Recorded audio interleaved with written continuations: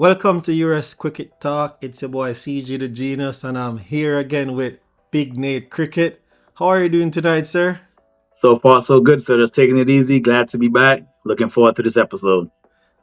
Which episode are we at right now? Is it episode 8? Are If you I'm not not counting? mistaken, it's episode 8. I'm counting slowly but surely. We're getting there. Episode 8. All right, so we have a lot of interesting topics to speak on tonight, hmm and we also have a special guest. Yes, sir. But I'm gonna let Dune introduce our guest before we bring him onto the stage. Take it over for me, Dune. Yes, yes. Good evening, fans. Good evening, all of our followers. Don't forget to like, share, and subscribe. We have a special guest tonight with us. No other than future superstar, journalist, commentator, sportscaster extraordinaire, Aman. I met Aman 3 years ago, and when I first played minor league in 2021, and we've been friends ever since. He does a superb job when it comes to commentating, sports journalism, sportscasting, and we're glad to have him on board tonight. Welcome, Aman. Thanks, Welcome, Janae. That welcome. was really kind. I appreciate it. No, it's been fun getting to know you over these past 3 years now since that Yes, first year sir. of minor Three league when you years. came up to Church Street Mhm. Park, and it's been a hell of a ride since then. So yeah, I'm happy to be on.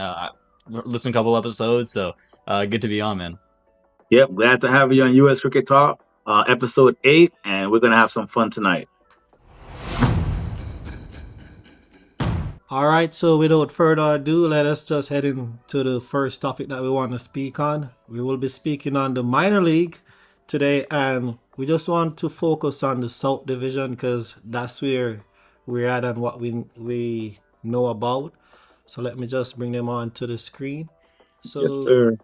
we currently have 6 teams in the South Division. Is that the accurate information? Is that how it is up to date right now? Yes, sir.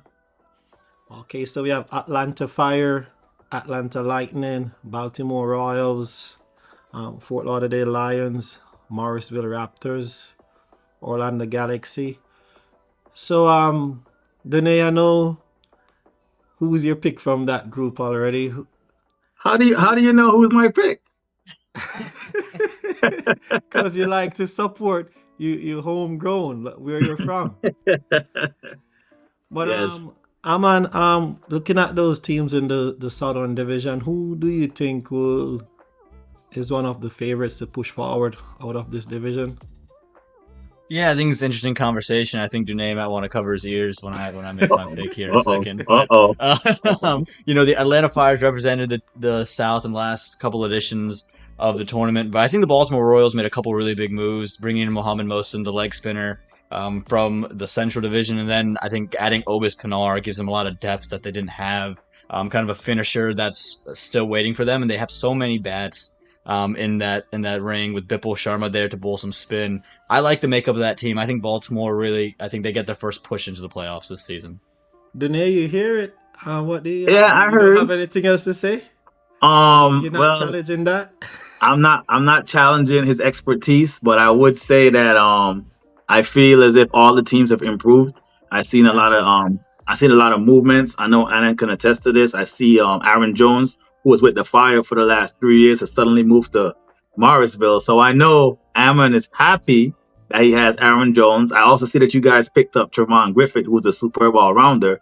So you guys have gotten stronger as well. So I don't want to count you guys out of it as one of the top teams. Baltimore Royals made some good moves as well, but the Orlando Galaxy made some good moves too. So I Yeah, think and all they picked up around this we're guy named in Jude for. Nathaniel, man. I think it could set them apart a little bit.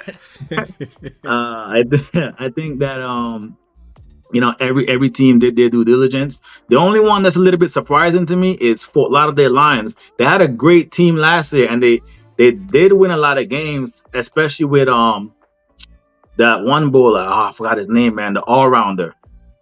He bowled so well for Fort Lauderdale Kev, last year. Kevin talking Stout. about Kevin Kev, Stout, is that what Kevin Yeah, yeah. Stout. yeah. So I'm surprised I didn't get to when they had the draft. They were missing like 6 names.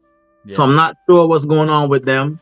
The Atlanta Lightning look good as well. So the division this year looks very competitive, and we just got to wait for it to kick off to see who's going to be on top. I think the first 4 games for this season is going to be crucial because it's a short season. It's only 8 games before the playoffs.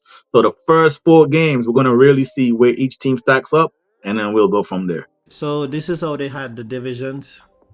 So they have 7 chosen from when they're selecting the draft. You have to have 3 youth, which should be under 21. You have 2 wild cards, 2 free agent Canada, and you have 4 marquee or priority. Aman, what do you think about this breakdown of how the squads should be developed? Yeah, I like it. I think having the Canadians in the free agency, I really like that move to get guys like Jeremy Gordon into the league. I like getting, just kind of reaching across the border, getting more guys from that point of view. I think the wild cards really do help. I think it'll be tough to get some of those names that we've seen into minor league because the CPL is running kind of at the same time, so you won't see the Raheem Cornwalls back in the league this season. But I think the 3 youths I think are the biggest thing for me. I think this is kind of the biggest stepping stone in minor league cricket and what it brings because for a long time after the under 19 cycle there was really nothing until you got to the national team if you got to the senior national team. So this provides Mhm. an opportunity for guys like Aviram Bolasetti or maybe an Anirudh Bolasetti that's going to play in Orlando. You get these opportunities for these guys. Adam Khan, who's with the Fort Lauderdale Lions, opportunities for these guys to get exposure, continue to play cricket, and play with some of these more experienced faces. And I think the 7 draft picks those are players kind of in the local area. They're determined by their physical address. So it also So, gives maybe opportunities for guys who kind of picked up cricket maybe later in life, maybe moved here and started playing locally. They can kind of make a name for themselves here in Morrisville. A guy like Karthikeya Jagadish has become really one of the standout bowlers in minor league cricket after just having come here and ended up playing in the Triangle Cricket League and then it's kind of bursted onto the scene. So it gives opportunities for the guys like that. Sumit Sarawat, I think, would be a great example for you guys oh down yeah, there, Junaid. super. Just a guy who plays locally and then kind of just burst onto the scene. So it gives an Yes. opportunity for everyone to get a little bit of exposure. So I like the way the squads are broken down. Yep. Excellent point. Excellent point. And as you were touching on some of the Galaxy players, this is their squad. Any surprise names on there for you, Aman?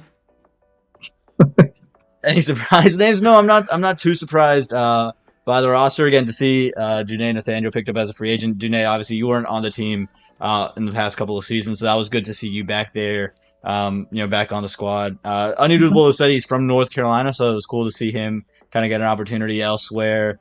Maybe when it was just kind of full here up in Morrisville. But I'm excited about this squad. Again, I think there's a lot of good pieces. Dimitri Adams, obviously, is very, very good. And then Sumit had a really good season last year. I'm very excited to see how he backs that up. There's a lot of really good talent here. Akeem Dotson's a really good addition, I think, as well.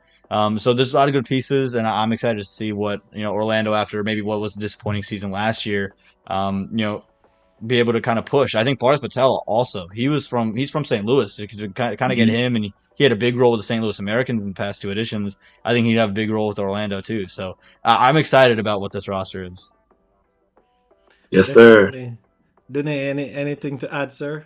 Yeah, I mean, Amon pretty much touched on it. I'm glad to be back. Obviously, I wasn't there last year, and I only played half the season in 2022. So, looking at the team and based on what we saw at trials, because CG, we both attended the trials, I think they went with a good balance of players. Looks like they have a lot of youngsters in the squad this year, and I think mixed with the experienced players like Dimitri, myself, Nazir, Mitul, we should be able to, pass that knowledge on to the younger players and have a really good season. Um, I'm looking forward to see what the youngsters could do in minor league this year, and I think we could make some noise. I'm always confident when it comes to that. Definitely, definitely. And I wish you all the best. I'll be looking out, hoping that you perform. I'm wishing all the teams the best of luck. And I know Aman is doing the same, even though he has his favorites. But Yes. as long as the cricket is playing, that's all that matters. And we're just here to enjoy it. Yeah, so I know that we are speaking on the minor league, but the MLC just concluded, and we want to hear your thoughts on this, Aman. I think it's like counterproductive to have the smaller tournament after the major. Isn't the smaller tournament should promote like players trying to get into the bigger tournament? What was wrong with that? Yeah, I think that was the initial idea during the inaugural season of Major League was going to basically it was going to split the minor league season in half. They were going to have the first half of minor league, then Major League, and then the second half. And the idea was to have that supplemental draft slot and basically just gives teams an opportunity to look at minor league cricket and just decide who they want off of outstanding minor league performances. And then it gives also that incentive in minor league cricket for some of these guys who maybe didn't go in the draft or their names aren't up there on the boards yet. They can kind of make a name for themselves. I think the issue that was run into in 2023 was the sanctioning issue. Just wasn't able to get the proper sanctioning in time for it to happen before Major League Cricket, so they had to push it till after, and they pivot quickly. Obviously, in 2020, this season, there's no way to do it before with the World Cup Yeah, happening with in the work. June. So Hmm. there's no way to do it then. I'm interested to see now when we move into 2025 if the thought is, hey, can we push the first half ahead? I know it's something that they want to do. I'm interested though with the possible talks of expansion following the 2025 season, if it's worth for them because they I think would have to expand a little bit into June anyway. Would they be willing to maybe have a trial season of minor league in June, split with major league, and then pick it back up in August? I also think it would bring some more excitement back with some of the players. I talked to a bunch of the players after last season's minor league, and they were just a little bit maybe not just a touch disappointed, but also maybe just wasn't quite the same feel as it had been in years past. And so I think if you're able to push it beforehand and then have the glitz and glam and then go straight to the playoffs, it would bring maybe some of that flavor back that those players look after. So I think it'd be a great idea if they can push it forward. I think there's things that happen in life then you have to adjust. So I'm curious to see if all the stars will align in 2025 and we can have that kind of initial idea of what minor league and major league will be. Yeah. Understandable. We touched on this topic a couple episodes ago, and I told like what my thoughts on this topic was. I know they tried to do it in the first season, and the second season they kind of strayed away from it.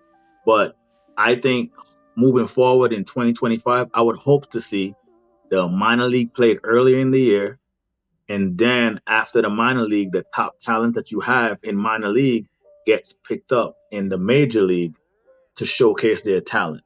So I know they had the World Cup this year, and I know they had a bunch of other stuff that caused them to have it late. But hopefully, moving forward, they could switch it up. We want to see a lot of our local boys, like you said. Each team has 7 local slots or more on the roster.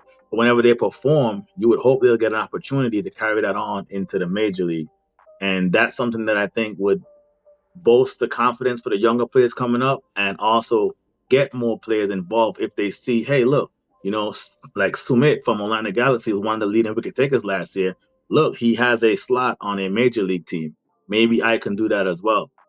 Jesse had a great season, and then hopefully he can squeeze in and make it work. So hopefully moving forward, we can let that happen. You guys pretty much covered everything on that, but Aman, what are your thoughts on the local players that was in this year's major major league? I thought they were given a little bit more responsibility compared to year one. I think a lot of times in year one, maybe they were hidden, they were pushed out of their natural spots to kind of make room. But I think, even starting with Washington, they used Sarvnath Volker to start out the bowling. Andres Kaus came to bat at number one, at number 3 or maybe number 4, depending on the slot. Obis Pinar was built as their finisher. You look at San Francisco, Sanjay Krishnamurthy coming 2 down every single game on a team that featured Finn Allen, Matthew Short, and Jake Frazier McGurk, and then Corey Anderson, right? So there's so many talented guys, but to see that Calvin Savage, even I thought as a finisher role in Texas, they used him quite well. Mosin was given a big role again. I'm excited to see the responsibility start to put on their shoulders, and it happens with Mhm. performances, right? A lot of times they're just names when they come in. A lot of these teams might not have seen them play a lot, and just trying to understand their level. And I think these teams are understanding that the level of these cricketers in the States are pretty darn high, and they can play Yeah. with the best in the world. And so now they're putting more on those shoulders. So as we continue to move on from year 2 to year 3, I think in year 3 you're going to see way more responsibility put on some of these local guys. And yes, Washington, a big part of why they won the league was because Steve Smith and Travis Head were so good up top of the order. Yeah. But another big reason why they won the league is because Sorum Nethervalker was the leading wicket taker this season. A big part of why San Francisco was in the final was because Hassan Khan had the performances he did. Corey Anderson was able to perform. Sanjay Krishnamurthy performed. Carmine LaRue, Brody Couch. So there's so many names. The list goes on. And I'm excited to see more and more responsibility put on the domestic guys. Cool. Awesome. I know that I think we have what? Is it 6 local and 5 overseas? 6 overseas, 5 locals. Yeah. Yeah, so do you think the splits will get closer to the IPL soon, or they have to keep that to garner like the support and the sponsorship and those things? Yeah, I think it's a tricky balance, right? You're trying to grow the game in a place where it's very new. So you're trying to bring a lot of star power, trying to grow audiences. And I think we have quite some time before we get to the point where it's 7 domestics and 3 internationals, or 6, whatever the case, 6, 7 and 4, 8 and 3, whatever the case may be. But I think the more responsibility gets put on it, there's more conversations that will happen. It's like, hey, maybe we can play, 6 domestic players. Maybe we can switch it up. So, and I think that'll also come with the sponsors not being, so reliant on some of the international guys, when they can say, oh, look, there's natural progressive crowds in the States that are just coming here to watch cricket. Doesn't matter who's on the field. It could be, Mohammed Mohsin, or it could be Rashid Khan. They're coming to watch some good leg spin. So if that, then you can kind of get out of having to try to appeal to a wider audience. Obviously, that's going to take time. How much time? That's the question that everyone's asking. Hopefully it doesn't take too long, because Big Nate loves to see the local players get shine. So that's a touchy topic with me and CG here on the podcast. So hopefully it doesn't take too long. All right, so we have just finished speaking on our local cricket and what we hope of the future to be. Let's move over to some international cricket with the USA. They're currently participating in the ICC Cricket World Cup League 2. We do have the squads here. They're playing a couple of ODIs and also T20. Let me bring up the squads here. All right, so we have the ODI squad and the T20 squad.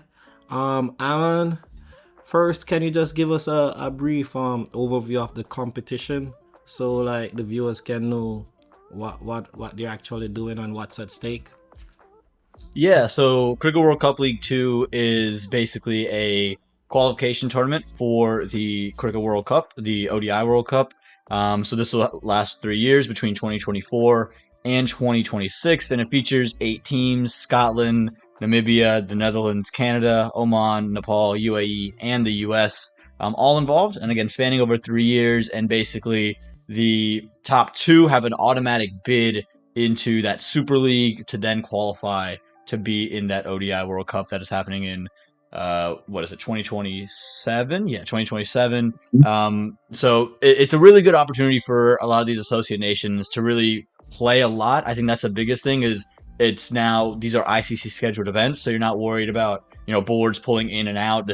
You're here, you're playing these games, and so it gives each of these teams opportunities to play a lot of cricket over the span of these 3 years, a lot of these players opportunities to kind of make a name for themselves, and then it gives you an opportunity to then progress and play into higher levels. And so when we talk about the last World Cup cycle, the USA were part of that qualification cycle down in Africa, and it was where Cricket West Indies, they didn't perform in that little tournament there, and that's why they were out of that ODI World Cup, and why we saw some of those teams move up. So it's a really interesting thing. I think it gives a lot of context to international cricket that maybe has been missing in years past, and I think could add a little bit of flavor if they do it with the full members too. I think that's a conversation that another place, another time, but I think that could be a really cool thing to maybe bring back international cricket to some of the prestige it may be lost. But this is a great tournament. It's a great way to see some really good cricket all broadcasted all over the world. So if you can, wherever you are in the world, check out wherever they're playing Cricket World Cup League 2. Thank you very much for that. But to hear about the qualification just to make it to the World Cup, being one of these teams, making it there is already a win because you have been through so much already. You'd been Definitely. playing a lot of games, have to win a lot just to be there. But we have the USA team right here. There's a few changes, or it's just the same. Let me see.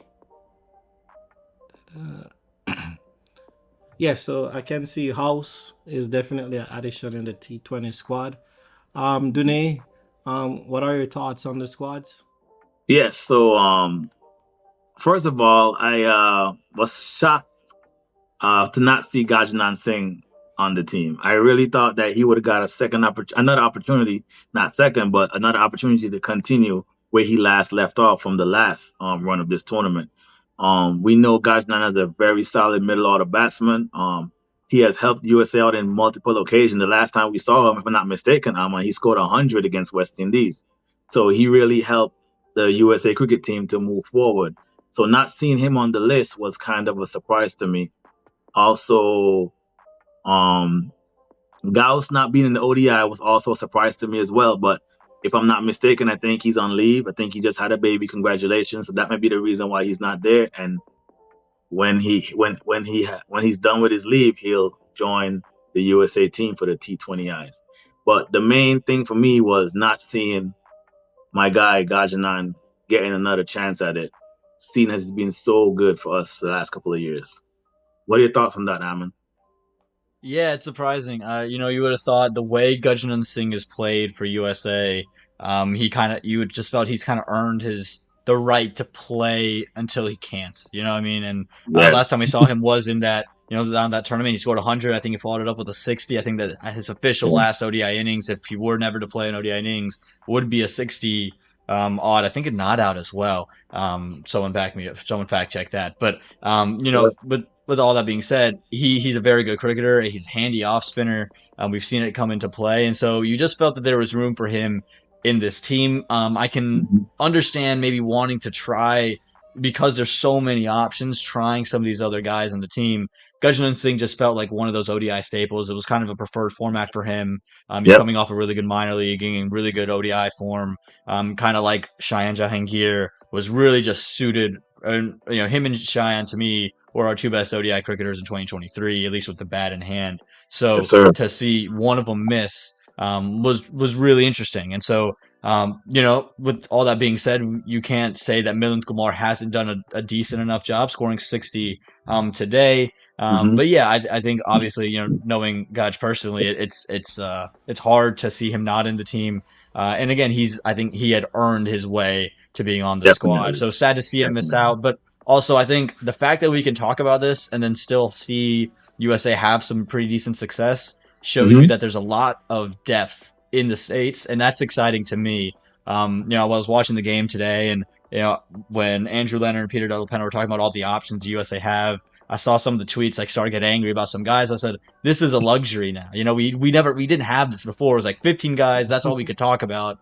And now there's a pool of probably 25 guys that you could say, yeah, he should be in over this guy should be here. And that to me is really exciting. And all these guys are performing. So to get to have that depth and those options, and it's not just like 17, it's 25, probably way more than 25 guys you could say Mm-hmm. could flip this roster over. So that to me is exciting as a USA cricket fan, is that we have so much depth. Yes, am I going to miss Gurjanath Singh in the USA colors? Absolutely. Yep. Should he be in this ODI team? I would have thought so, but I'm excited to see what this USA team does. Definitely. And I also just checked it up. You are correct. His last game for the USA in that 50 over tournament, he scored 69 off of 44. So There you you go. are correct. Okay. That's a very good batting stat. So Yeah. with this squad right now, do you think they'll get the job done and finish in the top two? Yeah, I think that's an interesting question. Yeah, I think it's a long tournament, right? You have kind of 3 years, Mhm. and USA is just getting started. Yeah, yeah, we're The behind. board was Yeah, very how many adamant that they were games? not going to play any ODIs leading up to that T20 World Cup. They were going to play T20 cricket. And so now this is their game against Netherlands was their second game. While you see some of the guys in the group, they've played. Scotland's played 7 matches. You've seen Namibia play already. 8. So there's been a lot of cricket there. So it'll span over a long period of time. The squad will change over those 3 years as well. And so again, you're going to see guys like Ali Khan come back into this team. You're going to see Saurabh Netravalkar come back into this team. Who misses out? Who comes in? Does Andres Kraus find his way in, or has Smit Patel done enough to keep him out? Right. So I think there's plenty of questions there. I think this team is very talented, and I think they absolutely have the opportunity and the capability to finish in that top 2. I think today reinforced some things for me that could deter that, but there's more than enough talent in here to finish that top 2.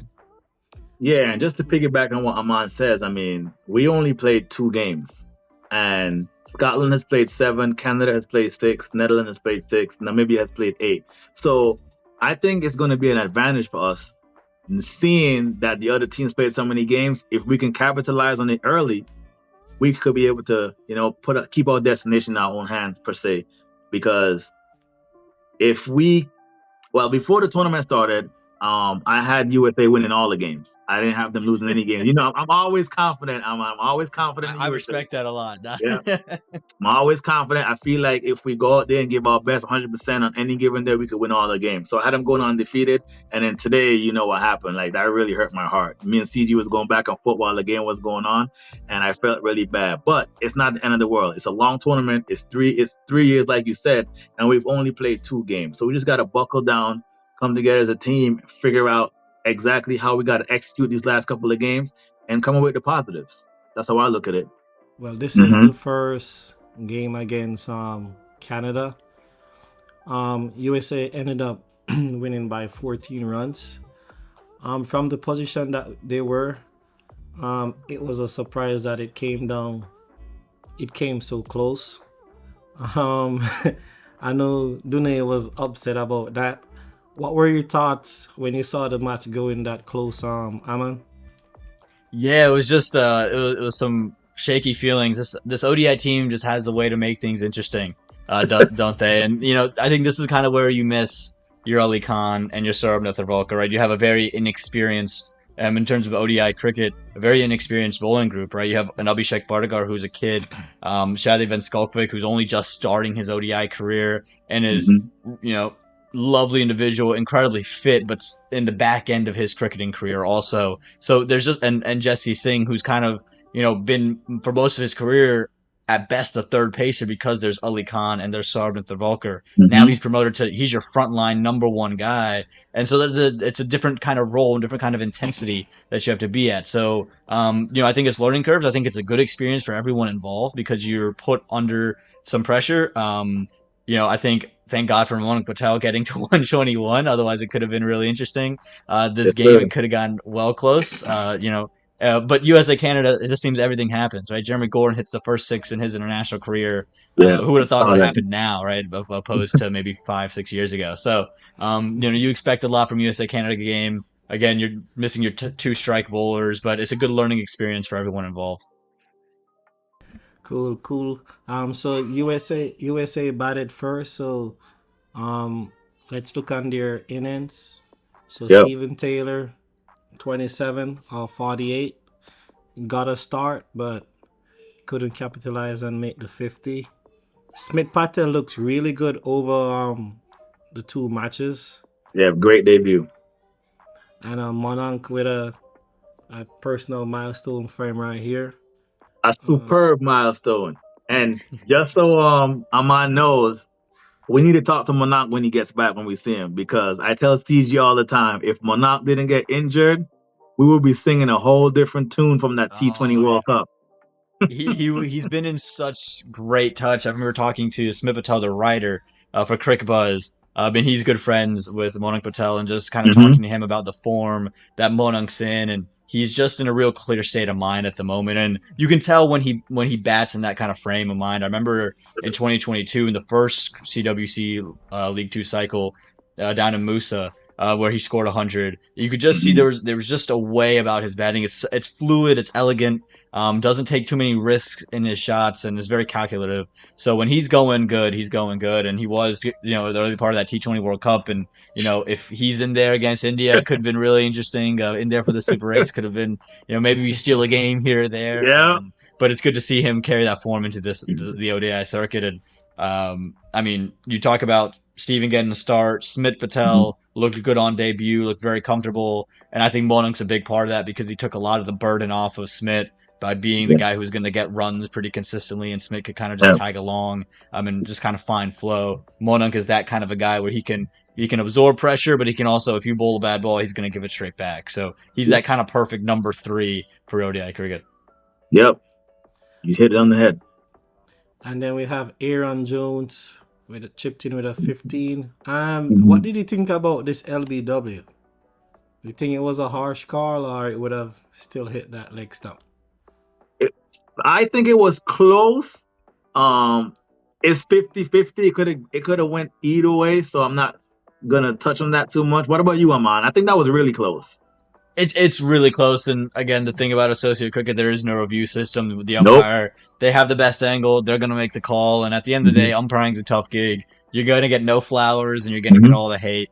And it's again, when you have no reviews, it's hard, right? I think I could have seen it going either way. They could have very easily given it a not out, and could have easily given it out. So ended up giving it out on that occasion, much to the distaste of Milind Kumar, but things happen. It's associate cricket. Things aren't going to go your way sometimes with those umpires' calls, and you just got to live with that. Next man.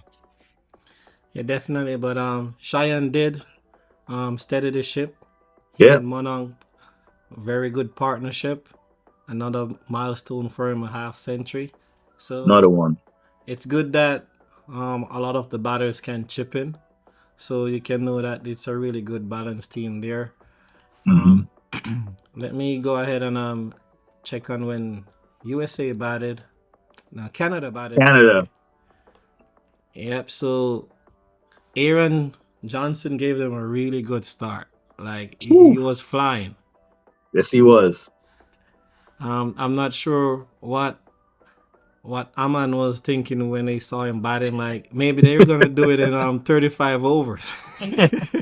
Yeah, you're thinking, where's Saurav Netravalkar? This is the matchup, right? Always it's Saurav versus Aaron top of the order, but Aaron's just so classy. I mean, the way he bats is very bottom-handed. If he gets under the ball, it's going. He's got so much power. And as soon as it comes off the bat, if his head stays down, he's hitting for 6. He already knows. Don't even bother running after it. So, no, he's so classy, so good, and just an excellent timer of the cricket balls. And I think had he kind of stuck in, I think this is kind of the Aaron Johnson game. Sometimes it feels like almost he's in a rush after he hits that 50. Yeah. Sometimes it feels like he's in a rush to keep just striking it in ODI cricket, where he could have probably taken a little bit of time. If he kept it going from one end, there are really no answers for the USA. But sometimes Harmeet Singh will do that too. I think he's done it to a lot of batters all over the world, really. So, no shame in falling to Harmeet Singh.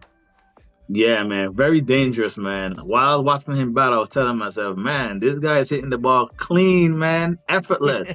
Some of those sixes, it was like you said, he wasn't even looking. Just, I know it's gone. I'm not worried. Bring the next one. Yeah, just good connection. I was nervous. I ain't gonna lie. I was like, yo, please get him out ASAP. Get him out of there. Yeah, and even Singh, I didn't think he liked his LBW neither. No, nobody liked the LBW. He was livid. Batters are never out, man. The batters have never been out ever in the history of cricket. Bhargat Singh's a very competent individual as well. He's played minor league cricket. Last year played with the Baltimore Royals, and again, while he was in there, he just could provide a little bit of stability in that ship. Again, just I think it was maybe disagreed with the call, but also probably just didn't like the moment in which he got out. It was probably a turning point in the game. If he's able to stick in there a little bit more, just gives you a little bit more, a little bit more support, and you don't expose maybe the bottom end of that batting lineup. When we thought the game was all secured, it was the middle order, Harsh, and also one of the bowlers, Dylan. They were batting like their top order batsmen. They were like playing a lot of nice cover drives, hitting it cleanly. Man, crazy. So me and CG was going back and forth, and I told him pretty much that USA put 3 or 4 on the board. We've seen that total; it's already set in stone. I have a feeling they're going to come out swinging, and I don't think Canada's going to make no more than 200. So after that fire start from Aaron Johnson, I was kind of nervous, but then we got him out. I kind of, went about my way, came back, and I saw the score was, I think it was 176 or 177 for 7. And I said to myself, good job, USA, and I turned it off. Aman, what happened? Tell me, Aman, what happened from that time? I mean, this Canadian batting order is just so deep too. We talk about with the USA batting all the way down like Nosh Kinjige and Jesse Singh, really bat till 10. This team bats pretty deep as well, and Yep. Harsh Tucker is I think an underrated bat in his own right. Scored 77 off 77, but before this innings he had 2 ODI 100s and never had a 50. So anytime he got over 50, he would get over the line and get 100. I think his best score is 111 not out. Wow. And I'm sitting there thinking he's not going to do it to us again. He's not going to get himself to triple digits, is he? And pairing that with Dylan Haylager, who I think is very underrated all rounder, I think would be really good in minor league cricket. I'd really like to see him as one of those free agent Canadians that are picked up. Yeah, that'll be good. To see those two bat together, I said, man, these two are the two that could get it done. And you're missing, I'm like, where's Sara? Where's Ali? Where's the guys we're so reliant on to get those wickets? And we survived at the end of the day, but it was definitely not the clear sailing that we were looking for. Yep, just 14 runs, man. Yep. And they gave up 15 extras. Do you think Mhm. that's too many for ODI, or it's okay? Yeah, it should be okay. Yeah, 50 overs. I mean, you never want to see that much extras in any format of the game, but 15, not too bad. But I would like to see that on the 12. On the 12 probably would be something to aim for. But like I said, 15 to me is not that bad. Well, this is how the bowlers were going. It seemed as if they liked Shadley that day. Yeah, He boy. was trying to hit those wickets, but keep on getting full. It was just that Just left one the over, if drive. I'm not mistaken. Sorry to cut you off, CG, but it was just that one over, if I'm not mistaken. He came back and I think he went for 16 runs. That just changed the whole. He's always that one over that just changes the whole momentum of the game. And I think it was the 48 or the 49, if I'm not mistaken, where he came in and he leaked some runs. Yeah, he was, but I like, even though he was leaking runs, I liked Mhm. how he kept on sticking at it. His confidence was still there. He was Mhm. just trying to deliver.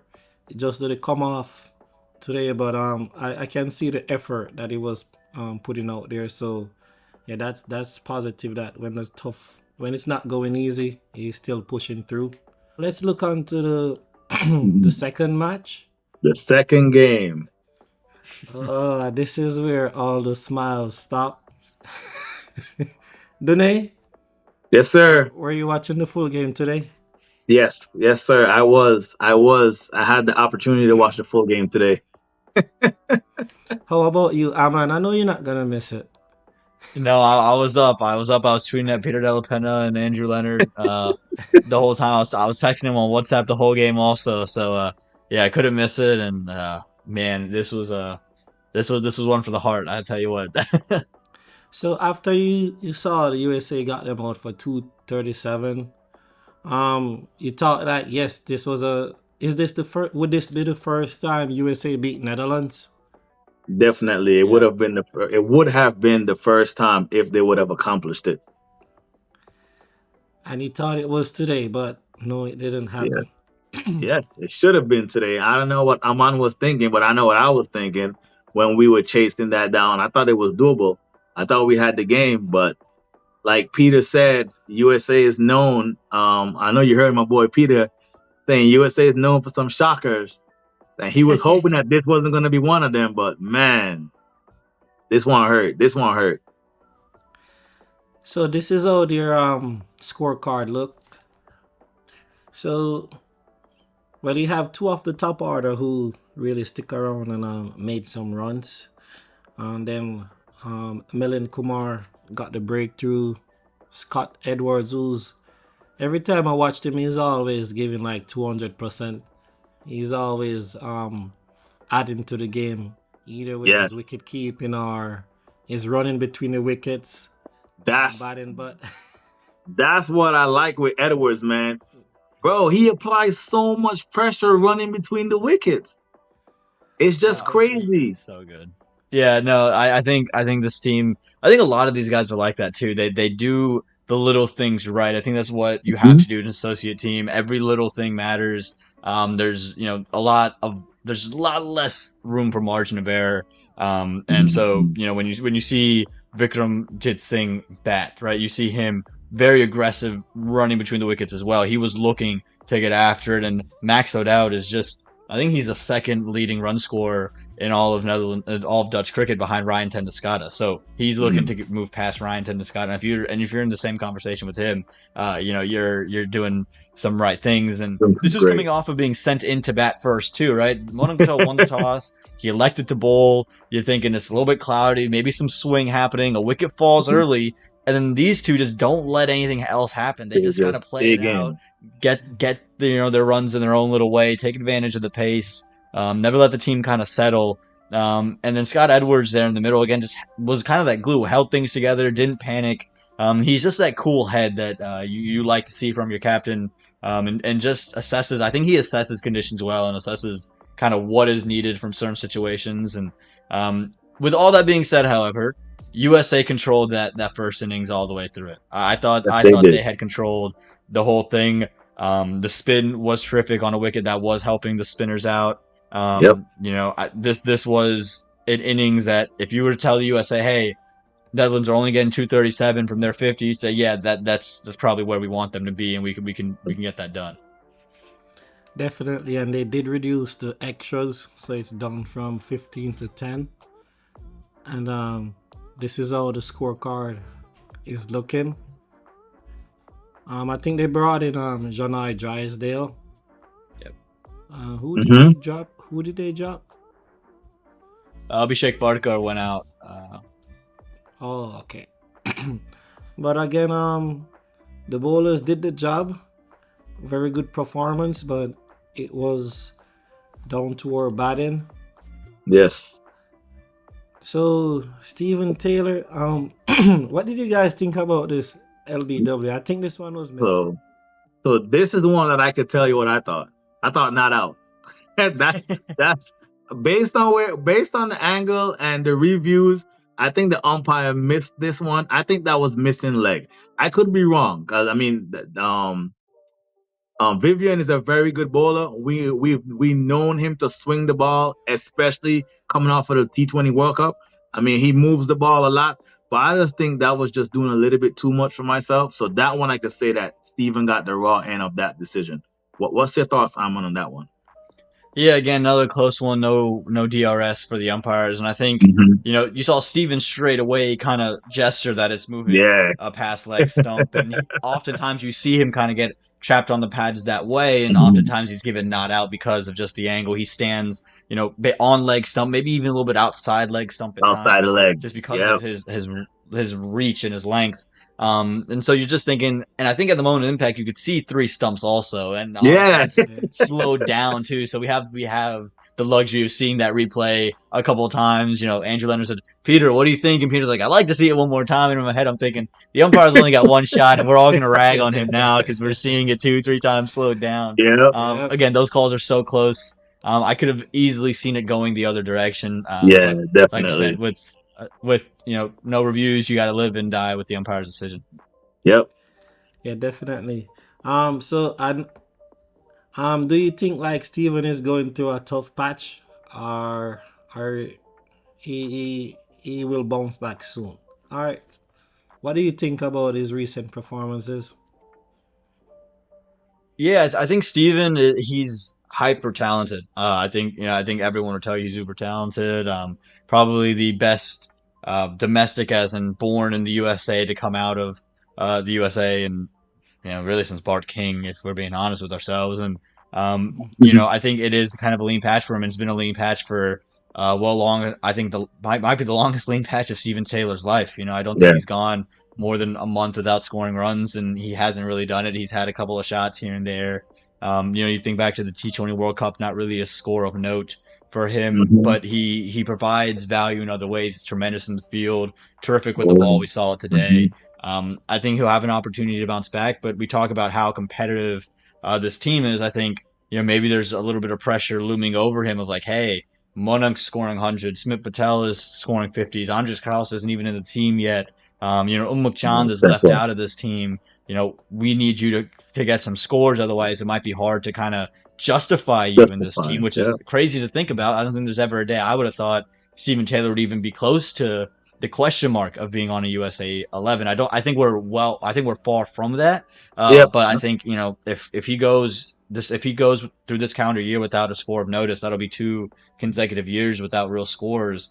It could be something to look at. So I think for him, he's going to want to get a score. I think he's hungry for runs, and I'm curious to see if some of these T20 eyes can maybe rejuvenate him and find him in some form. Yeah, looking at the last couple of performances that he's put on, I definitely think he's due for some runs. We all know what he's capable of. Yeah. I think that he has a big one coming, and then once he gets that big one under his belt, the rest will follow. 100%. You know how it is in cricket. Once you're in a slump, it's like kind of hard to get out. But once you get out, he'll get back to his old self. Like he's super talented.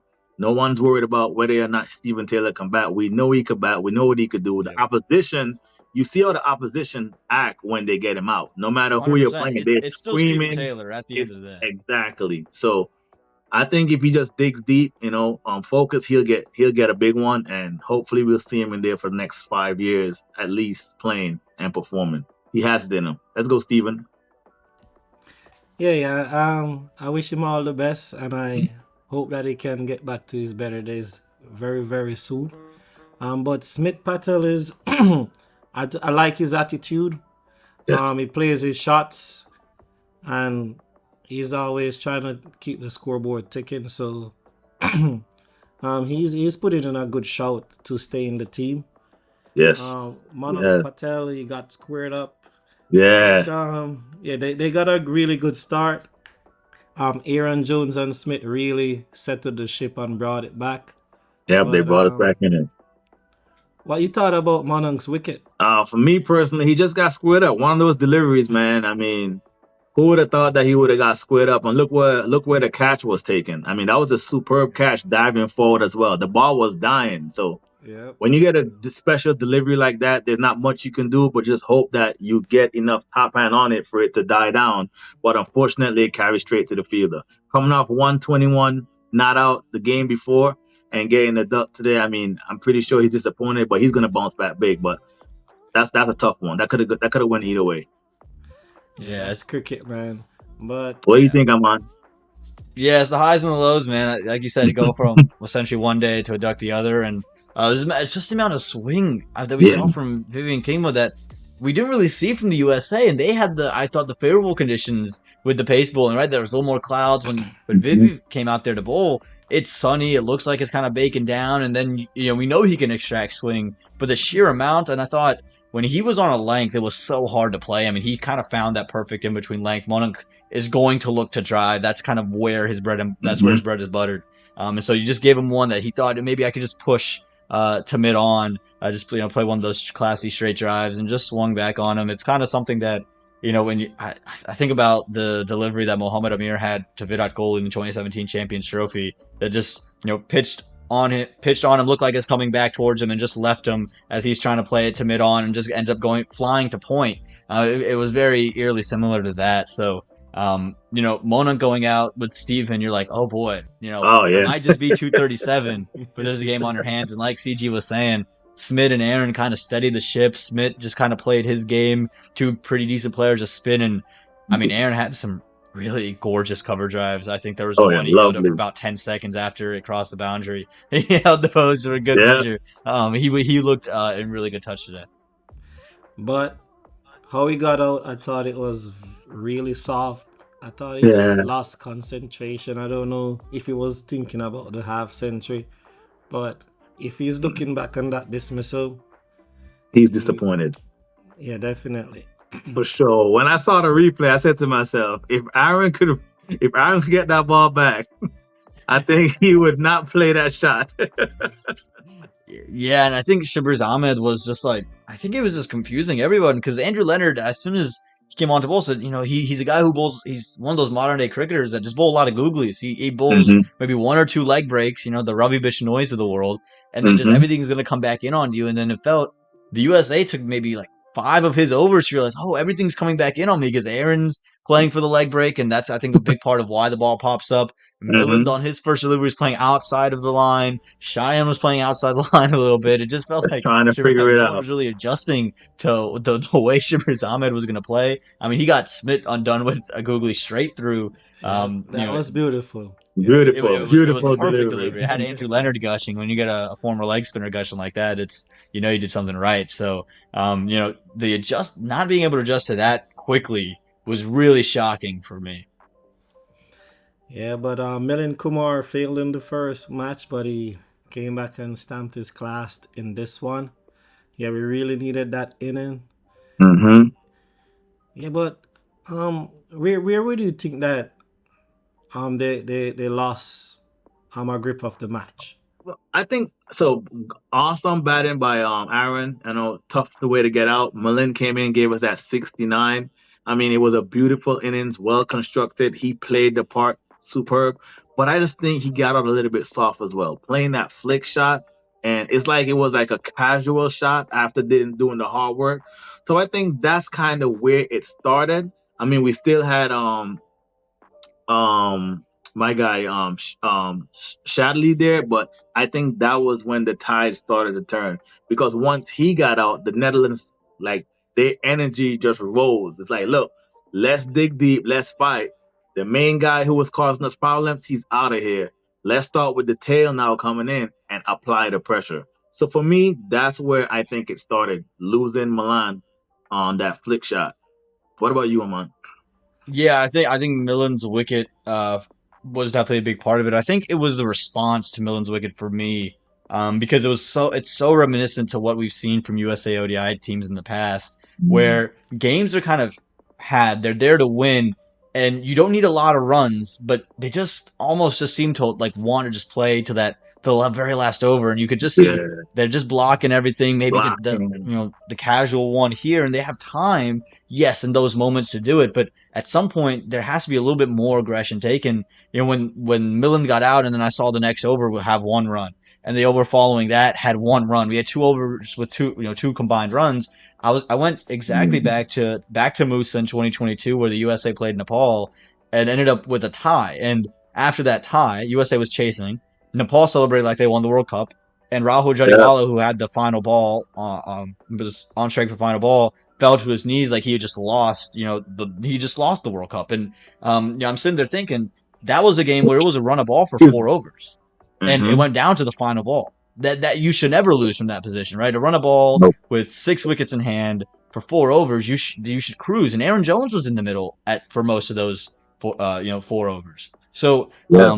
yeah, I thought about that again, and I'm like, Harmeet Singh is a more than capable bat. So is Shadley Van Skalkvik. It's a tough conditions. The Netherlands are a good side, but there's no reason you should have in 2 overs 2 runs, and that builds pressure. And then Shadley goes, and then you only get 1 run from the next over. There was just really no aggression. It felt timid. It felt like they were so scared of losing that they weren't willing to take the opportunity to You're right. win. Yeah. And I think coming off of that T20 team, a lot of these guys that came off the T20 World Cup where they beat Pakistan on that super over, they took the game to Canada and won that one. You thought, okay, they're starting to finish games and close games out. Maybe this is kind of that shift that I think we've all been looking for, and it just wasn't meant to be. And I'm hoping that they look inward in this game and look at themselves and say, okay, we need to find a way to get over the line because we get to this position a lot. What we don't do is cross it. We don't cross that finish line, and we got to find a way to get those last 20 balls, those last 20 runs in the bank and get home with the victory instead of being on this end of defeats. Yeah. And I have to go ahead, CG. Yeah, I was just gonna say, even after Shadley got out, as Aman is saying, Harmeet and Yasdeep, I thought they were gonna do it, cause I've Yeah. seen where they have put in like good performances in the warm up matches in the T20. Yeah, he made some quick runs, but it seemed Yeah. as if they thought they had more time than they had. And as you can see from the scorecards, you build up that pressure, and sometimes when you try to release it, it just doesn't come off. Yep, definitely. And just to piggyback on what Aman said, so Millen got out in the 44th over, right? It was the last ball. It was the last ball. He went for that flick shot. He got out. The next overs would go like this: 1 run, 1 run, 1 run, 3 runs, 2 runs. So when Millen got out, we needed 28 runs from 36 deliveries, 6 overs, and it just bombed. Not even dropped. It just went. So like there was no intent. Like it's like we got scared, we got nervous. I don't know what it was. I mean, I can't explain it. I know you don't always want the tail enders to be the one to bring it home, but I think 28 off 36 with wickets in hand should be enough for the those guys to bring it home. So yeah, it was a tough one, man. It was a tough one. Yep. So who does USA have next Oh, the next game is against Canada. against Canada? Yeah, we You play know, Canada again. it always seems as if every time Canada and USA plays, it's like a really exciting match for the neutrals. Like it's always fireworks. You It's think a so? war. So the last like when last did Canada get a win over USA? Hopefully it's not now. You know what? To be honest with you, I don't know. Aman, do you have an answer to that? It's been a It's while, been huh? a minute. It's been Yeah. a minute, yeah, for sure. And I think all formats of the game. I'm sure we're overlooking something, but yeah. Didn't there was a game where Shima hit Elmore for a 6 on the final ball. That may have been the last time they've won. I Do you know they remember that won in game? 2018. Yeah, I remember the game you're talking about. They won in 2018 here. I think they beat us over in Africa. I think maybe in Namibia, I think is they Mm-hmm. beat us there as well. But it's been a minute. It's been a Yeah. while since we've lost to Canada. And I think the one thing we can be sure when we play Canada is that the game's gonna be good. No matter what the Yeah. case is, Yeah. there's always fireworks. Whether we're playing World Cup games, whether we're playing qualifying games, whether we're just playing each other, we tend to have some really good competitions against each other. So, Canada's going to be hungry. They're going to have a lot of belief, I think, too, because they said, look, they scored 300 runs and we came 14, and we're 14 runs short. We have the Sure. batting to kind of go out there, and if we apply ourselves, we can win. We can beat the USA. And and for the USA, it's now like, hey, your next game's on Monday, so you have a little bit of time to recover, but you got to get over this loss. You can't let this loss impact you. Like we said, there's 3 years of this tournament. If you Yeah. let these little moments start to kind of just pile on top of each other, you're gonna fall apart. You're gonna collapse. Every game's important. You got to go into the next one and say, all right, let's let go of let's let go of the bad. Let's look at the good. We controlled 43 overs of the game against the Netherlands. We controlled 43 overs. Yes, the last 7, throw them away. Right? We can learn from them, but we're not going to dwell on them. We're just going to Get learn from rid of them. those, and we're going to move on. Right? And I think one of my favorite quotes is I'm a Patriots fan, and so Bill Belichick in the 2001 season, they came off a bad loss, and he says, "This is the game ball from our game last week." You know what I think about this game ball? He's got a 6-foot hole in the ground. He throws in the hole, stomps on it, puts some dirt on it, and says, "That's what I think about that game. It's in the past. Let it go. Let's just let the bad things go." And I think that's the same thing the USA got to do here. Take the Gotcha. game balls, throw them away after using them for a couple practice sessions, bury them in the dirt, spit on it, step on it, whatever. That's in the past. Move on. You got to play Canada now. Yes. Definitely, Definitely. definitely. All right, so I think that draws an end to episode 8. Thank you again for coming, Aman. Do you want to let the viewers know where they can find you, your socials, so that they can check you out as well? Because you're like becoming a veteran. If you're not already a veteran in the US cricket scene, so I I definitely know. appreciate that. Yeah, Uh, if you guys want to, follow on X or Instagram, it's at AP Sports News _. I was in high school when I made those, so I was taking AP classes. That's where it kind of comes from. But yeah, at AP Sports News _. It'll be there. And then if you want to check out Big Innings on YouTube, me and Nate Hayes, who is another one of those kind Yeah, of shout out to Nate. Badgers. Yeah, yeah. We do a little show over there, and follow Big Innings _ on Instagram as well to get some more of our content. Yeah, definitely. We will have the links down in the description, so you can always go and subscribe and follow.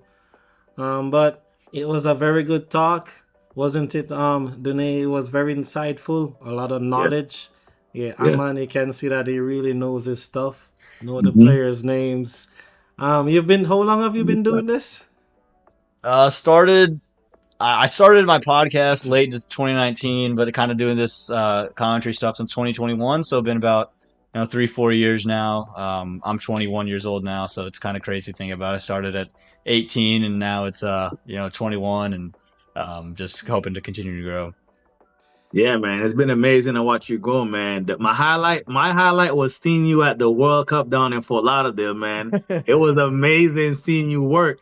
I kept telling my friend Shabby, yo, look, there's Armand, man. I remember when in 2021 we first met. Now look, he's here talking on the World Cup screen, walking around the stadium. So it's great to see you doing MILC, MLC. So at 21, you're already so far ahead. I can't wait to see what the years have for you, man. I Definitely. appreciate that, man. Thank you. Yeah, I don't want to segue and open up a whole new can of worms, but commentating, I know it might on the outside look like an easy job, but you have to be very prepared. Can you give us like a short like synopsis of the information that you have to have, or how the day goes being a commentator?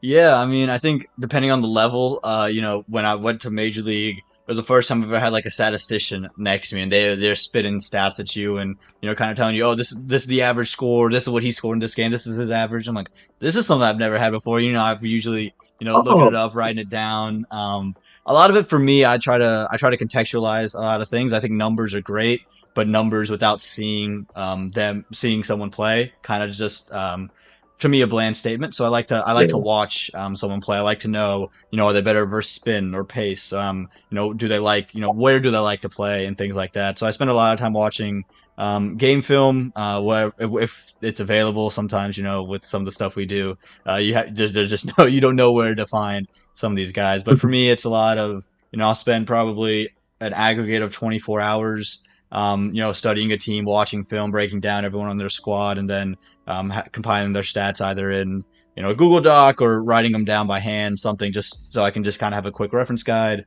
And awesome. usually don't try to look at that too much in the game. It's more just I've written it down or I've seen it, so I know I kind of have it stored somewhere. And then you can just kind of help guide your audience and give them context for what's happening out there, because everyone can see what's happening. No one really cares if you just say what's happening. I think that's Yeah. one thing, that's one area. But if you can add value, is probably the best advice I've ever gotten. But it was from Andrew Leonard on my first USA call. He was like, "Hey, look, the biggest thing for you is just remember you're here to add value." And so when I just try to think anytime before I say anything, does this add value to what's already been said? Does it add value to the audience? And if it does, then you say it. If it doesn't, scrap it. Come back with something else.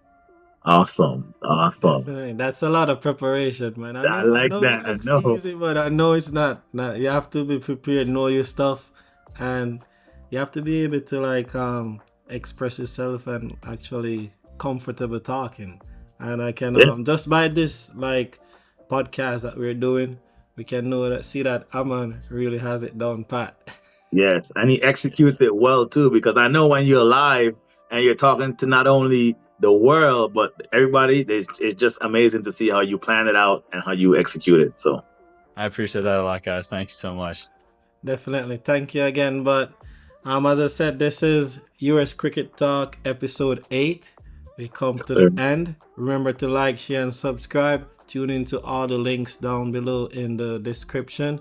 And just stay tuned. We have more episodes coming. Take care, stay blessed, and that's it for us today.